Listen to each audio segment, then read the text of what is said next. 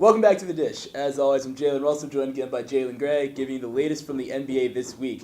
Please excuse that thumping. There's construction going on directly below us in the building, and we couldn't figure out a way to get that not picked up on the mics, so we apologize.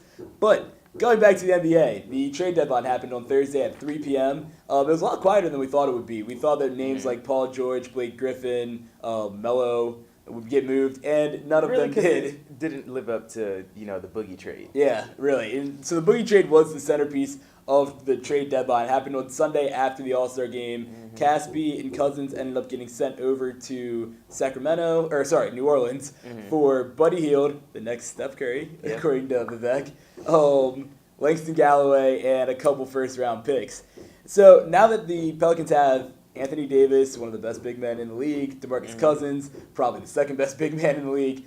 Are they going to make the playoffs now? They're currently 23-35, sitting in 11th place, about 2.5 games back from 8th place. I think they have enough talent now, too. I mean, they have two players in Davis and Cousins now, and those Twin Towers, who I just wouldn't want to go down low if I was the best offensive front court player in the league now. Yeah.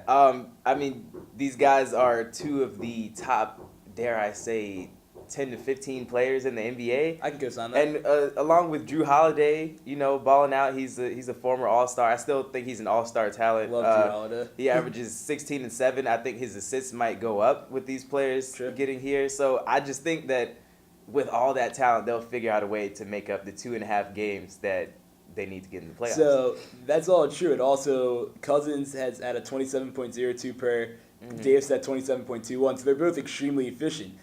The only thing I have to say is that, A, the Blazers are still there, even though they traded away Plumlee, I believe. So I don't know exactly what they're trying to do right now, if they're going to make a playoff run. Also, the Kings... They seem to be bottoming out in the last few months. True. The Kings also looked pretty good last night, and they beat the Nuggets, who are actually in 8th place right now, so they gained a game. And... they're sitting in 9th, and they have Tyreek Evans and Rudy Gay. So, it's not like they have a really easy path necessarily. All those teams can't challenge them. But the other thing that I'm going to say here is that they have the best front court in the league, but the only problem is that they don't have shooting. And in this league, can you really win if your whole offense is running through two-pointers, getting, people just getting banged on down low? That's great and all. But they got beat by 30 last night by the Rockets, who were just banging threes all day.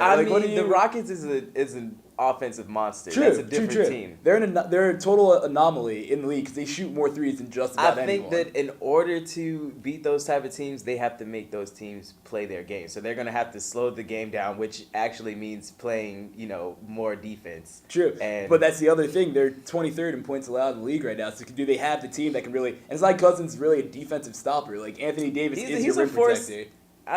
I mean, he did it. He had 4 blocks. He had 4 blocks last night. Yeah, when Cousins is locked in and he's not concentrating so much on offense, he's a great, defensive presence. That's fair. We'll have to see how that dynamic plays out. I'm really interested in seeing how this happens though, because I want to see if they can return the league back to running through big men as opposed to just people popping threes all the time. But I really just want to see a rematch of Golden State and the Pelicans now that they have Boogie. That would be interesting because totally different styles of play. But moving on, there were a few other deals that happened in the league right before the trade deadline. Nothing too big.